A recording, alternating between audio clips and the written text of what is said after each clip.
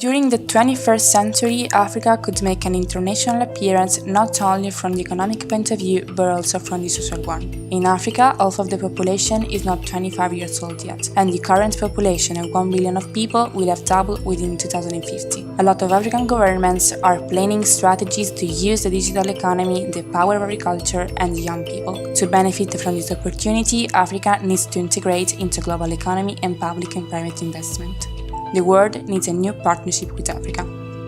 Poorness is a common condition in modern Africa. About 40% of African countries are collocated in the last position of the national wealth charts.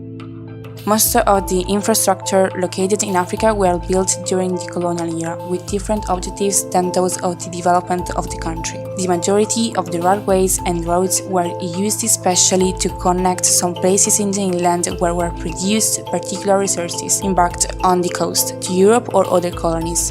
Only in some countries there is a real rail and road network that can support the internal trade, but recently the situation is improving.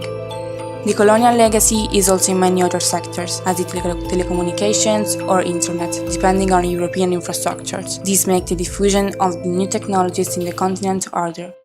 Africa is one of the continents more tormented by armed conflicts and civil wars that cause hundreds of victims every year, damaging the economy of the country without improving that.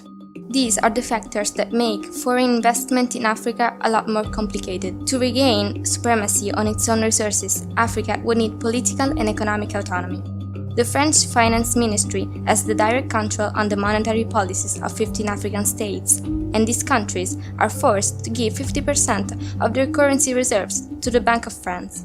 So, it is obvious that if a country has not the ability to make decisions on its own economy or the possibility to affect monetary policies, it will be difficult to undertake an economic development.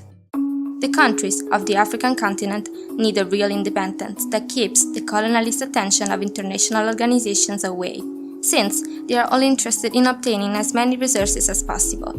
Among these, today, China especially stands out.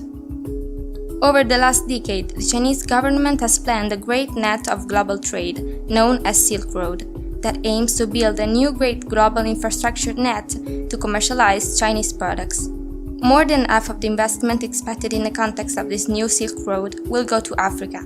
As a matter of fact, the trade between China and the continent went from $10 billion in 2000 to $220 billion in 2014, and it is going to increase. China is taking a role in Africa that is similar to the one that Western countries had in the past. Since China's middle class is expanding, Chinese initiatives provide African countries better infrastructure and a more efficient agriculture, contributing to the birth of the African middle class. However, China's interest in Africa's development is not disinterested.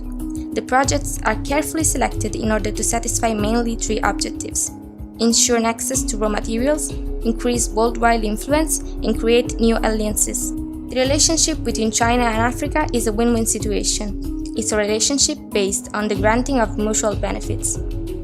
Many people believe that the Chinese attitude could develop into a form of neocolonialism, since China funds projects to obtain raw materials, of which it has urgent need, rather than to take care of the real needs of African countries.